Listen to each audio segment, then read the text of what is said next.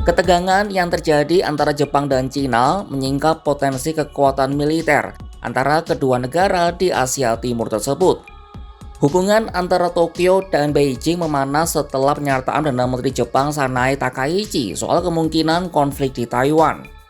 Dalam hitungan hari, hubungan kedua negara anjlok dari komunikasi diplomatik biasa menjadi saling kecam dengan keras.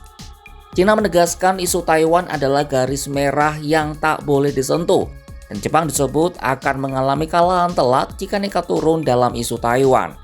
Konflik ini terutama jika terus memanas sampai melibatkan kekuatan bersenjata, tentu tak dapat dilepaskan dari kekuatan militer kedua negara. Jika dibandingkan kekuatan militer keduanya bak langit dan bumi, dengan negeri tirai bambu unggul nyaris di semua aspek. Namun Jepang punya Amerika Serikat sebagai payung pelindung jika negara itu diserang. Sekarang mari kita bahas soal perbandingan kekuatan militer Jepang versus Cina dalam video berikut.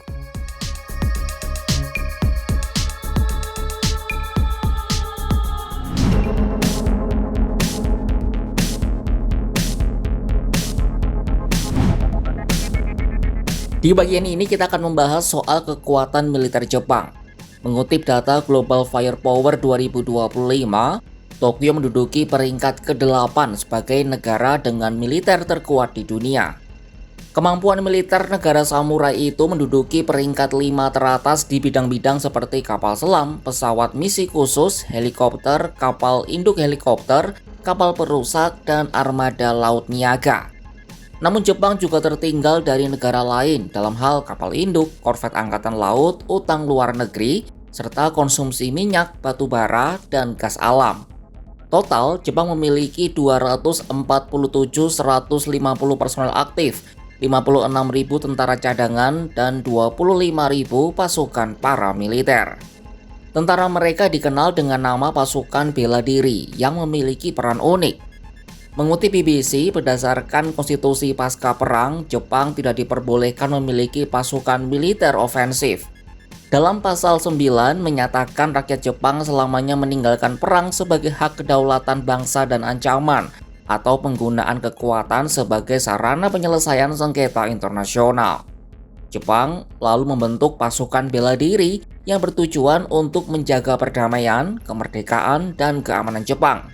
Pemerintah Jepang lalu membentuk citra pasukan bela diri sebagai tentara yang berbasis di dalam negeri, yang tidak menimbulkan ancaman bagi siapapun di luar negeri. Karena itulah pasukan bela diri awalnya sama sekali tidak diizinkan untuk ditempatkan di luar negeri. Namun sejak 1992, undang-undang baru mengizinkan pasukan ini untuk partisipasi dalam operasi PBB di luar negeri. Kekuatan militer mereka ditopang dengan anggaran pertahanan sebesar 57 miliar dolar Amerika Serikat atau sekitar 954 triliun rupiah. Dari segi alutsista angkatan darat, Jepang memiliki 521 tank, 31.964 kendaraan lapis baja, 149 artileri gerak mandiri, 480 artileri tank, dan 54 proyektor roket bergerak. Di laut, Jepang memiliki 4 kapal induk helikopter, tapi tak punya kapal induk utama seperti AS, Rusia, atau Cina. Mereka juga memiliki 24 kapal selam, 42 kapal perusak, 6 kapal fregat, dan 6 kapal patroli.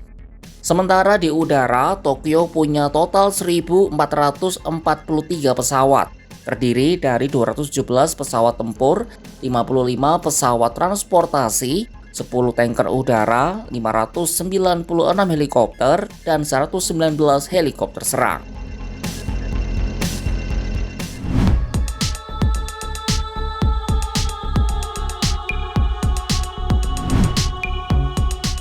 Setelah dari Tokyo, sekarang kita beralih ke Beijing.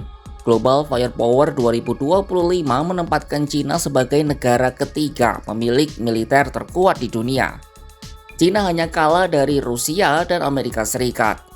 Cina unggul dalam berbagai bidang seperti jumlah penduduk, tenaga kerja yang tersedia, personel aktif, angkatan kerja, serta populasi yang siap bertugas.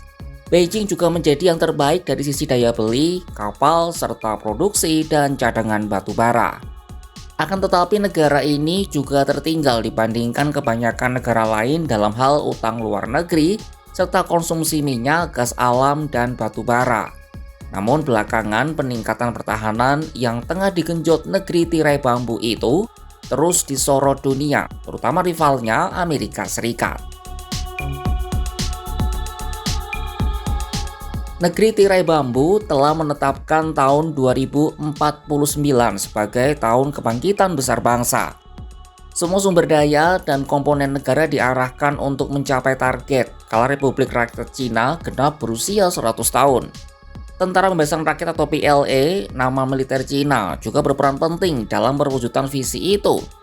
Sebab Presiden Xi Jinping ingin Cina menjadi Kangguo Qiangjun alias negara kuat dan tentara kuat pada 2049.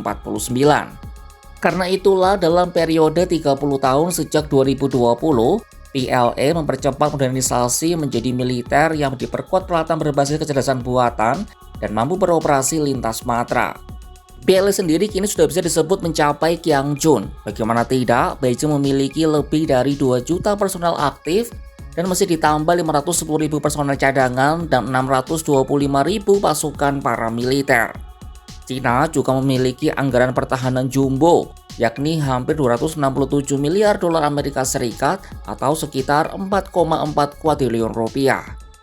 Di darat, Beijing memiliki 6.800 tank, 144.000 kendaraan lapis baja, 3.490 artileri gerak mandiri, 1.000 artileri tarik, dan 2.750 proyektor roket bergerak.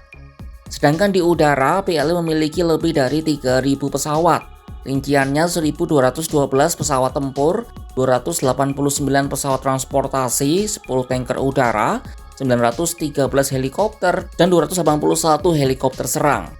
Terakhir, di lautan, Cina memiliki 3 kapal induk, 4 kapal induk helikopter, 61 kapal selam, 50 kapal perusak, 47 fregat, 72 korvet, dan 150 kapal patroli.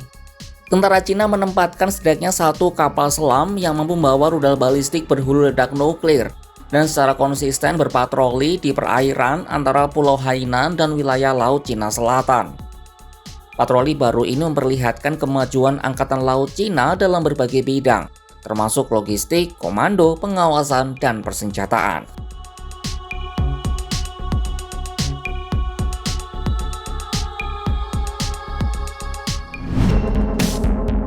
Sahabat Kompas.com, itu tadi perbandingan kekuatan militer antara Jepang dengan Cina.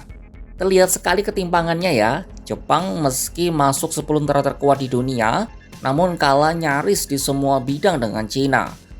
Meski begitu, AS Jepang memiliki perjanjian kerjasama dan keamanan bersama yang berusia puluhan tahun. Isinya, AS akan menjamin keamanan Jepang jika terjadi serangan militer. Sebagai gantinya, Jepang menampung pasukan AS di sana setiap tahunnya. Lantas, apakah konflik Jepang-Cina ini akan membesar atau hanyalah gejolak kecil biasa di Asia Timur? Saksikan kabar lainnya hanya di kanal YouTube Kompas.com.